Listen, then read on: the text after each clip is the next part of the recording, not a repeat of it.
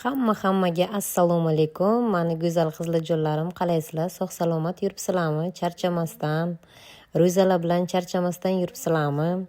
Bizada qish davom etmoqda. Bugungi vlogim fevralning o'rtalarida olingan qizlarjonlar. Har yili 1-fevral kuni уже bizada yo'lkalar hamma narsalar snimat qilib tashlanadi. No, bu yil nimagadir bu go'zallikni mart oyigacha cho'zdilar qizlarjonlar. Buning uchun juda ham xursandman. Har doim ertalab ishga ketishimda mana shunaqa go'zallik manzaralarni tomosha qilib ketaman qizlarjonlar. Bu sentralniy yo'lkamiz.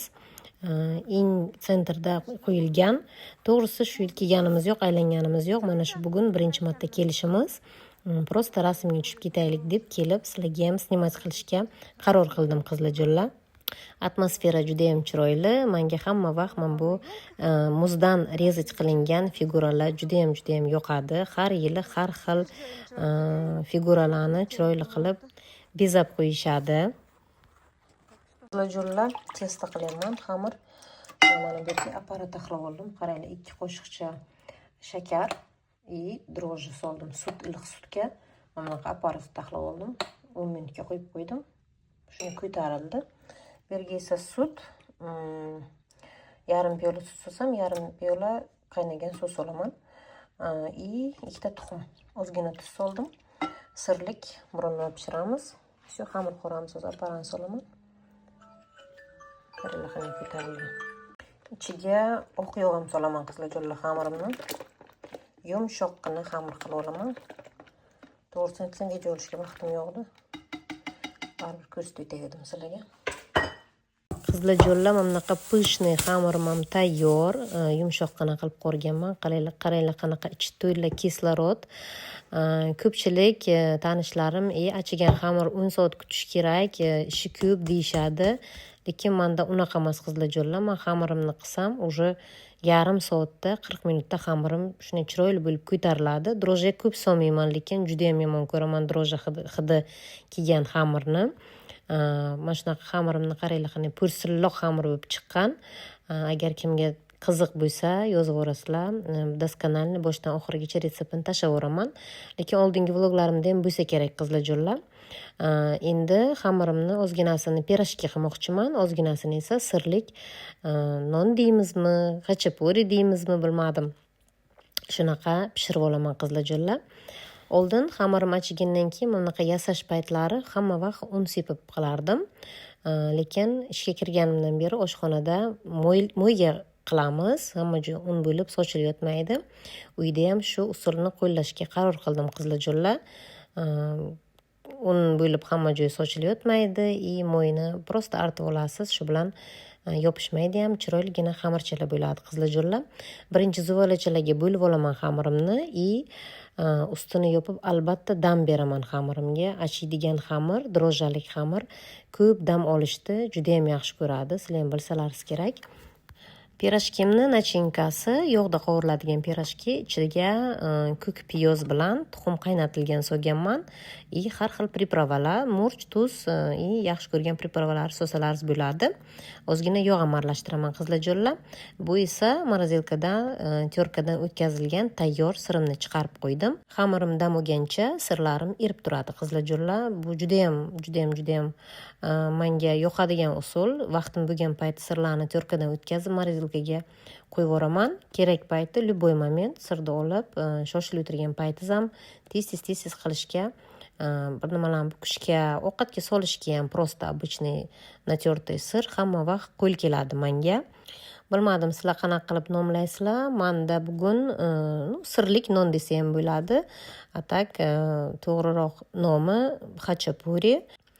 Bittasi как лепешкаday, ikkinchisi esa ichiga tuxumni, sarig'ini solib pishirsalaringiz ham bo'ladi, lekin men tuxum sarig'ini solmadim. Prosta biz ovqat bilan yeyishga sirlik non qilib pishirib oldim qizlarjonlar. Bilasizlar, bunaqa narsalarni bolalar juda ham yaxshi ko'radi. Hamma bolalar qatori menikilar ham juda ham yaxshi ko'radi. Ayniqsa issiqlik payti og'izda erib ketadi. Sirlari rastянуться bo'lib, juda ham ajoyib chiqadi. Bu yerda esa pirojkilarim bo'lib olyapman qizlarjonlar. Nachinkasini ko'p solaman, chunki o'zim juda ham yaxshi ko'raman. Kim dietada bo'lsa, prosta duxovkada pishirib olsalaringiz ham bo'ladi, lekin именно mana shu tuxumlik va piyozlik usulini жареный holatida juda ham yaxshi ko'raman men o'zim. Bolalarim ilgari yaxshi ko'rmasdi, hozir hamma yeydigan bo'lgan. Go'xda aytib qolar, go'shtlik emas, yana o'tlikmi deyishadi, no, hammasi yeyishadi juda ham mazali. Bu pirojkini to'g'risini aytsam, shu Rossiyaga kelib yeganman birinchi marta. Chunki O'zbekistonda bunaqa qilmaganman hech qachon. Tuxumlik ko'k piyozlik bu yerda juda ham ko'p qilishadi. Ko'p laryoklarda ham, bir magazinlarda ham shunaqa narsani ko'p sotib olishadi ruslar. Qizlarjonlar, bu yerda esa sirlik nonlarimizni yaxshilab tuxumni sarig'i va sut bilan surib chiqaman, chiroyli yaltillab chiqishi uchun. Mana shu joyida mana bu dumaloq lipyoshkalarimizni o'rtasini teshib qo'yish esimdan chiqibdi qizlarjonlar. Sizlar shu etapni o'tkazib o'rmanglar, chunki nonlaringiz bir tekisda chiroyli bo'lib chiqadi. Men teshmaganim uchun shishib ketdi o'rtasi. Unaqa bo'lishi kerak emas qizlarjonlar, eslicho. У тебя же есть 3D ручка? У тебя есть же? У меня нету шнура от него. Так скажи. Ищи шнур в скажи, в этом. Так, мамнака. Хачапури, да, они? Chapurilarim. Qizlarjonlar, sirlik nonlarimni duxovkaga yubordim. Endi esa pirojkilarni pishirishni boshladim. Pirojkilaringizni hamma vaqt o'rta olovda pishiringlar qizlarjonlar, chunki ikki tomoni qizarib, o'rtasi xom qolishi mumkin. Hozir menda ozgina yog'im qizib ketgani uchun sal pasaytirdim. Chunki past emas, o'rtacha olovda pirojkilar juda zo'r bo'lib chiqadi. Albatta qilib ko'ringlar, tayyorlab ko'ringlar, sizlarga ham yoqadi deb o'ylayman.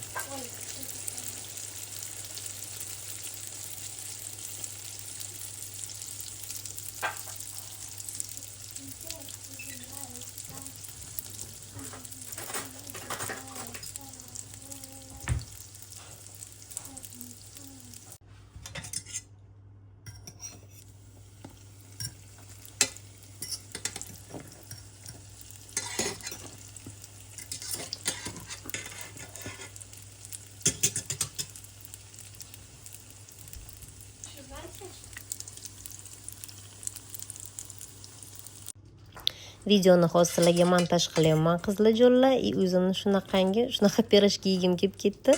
Naverno hozir borib testa xamir qilaman, chunki ro'zador odamni nima yegisi kelsa, shu narsani qilib yegani yaxshiroq deb o'ylayman. Bu meni fikrim, конечно. Xudo xohlasa, bugun og'iz ochishga qilishga harakat qilaman. Pirojkilarimiz pishishda davom etmoqda. Bu yerda esa sirlik nonlarimiz mana shunaqa chiroyli bo'lib, rumyaniy bo'lib pishib chiqdi qizlarjonlar. Ta'miga ko'rib turganlaringizdek o'zlaringiz baho beringlar. Juda ham shirin, juda ham yeyishlik, juda ham mazali qizlarjonlar. Agar tayyorlab ko'rmagan bo'lsalaringiz, albatta tavsiya qilaman.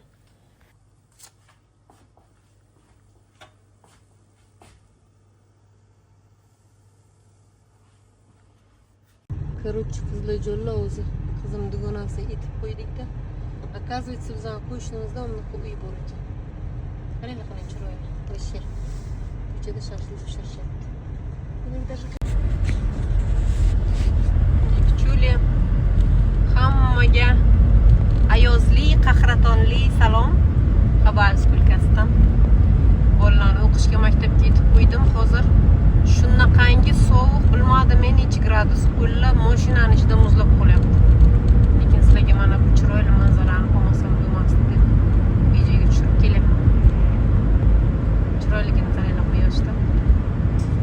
Qizlarjonlar, bugun kechga biz plov sentrga keldik. Bu yerda esa unaqa o'zimizni milliy taomlarimizdan yeb ketdik mazza qilib.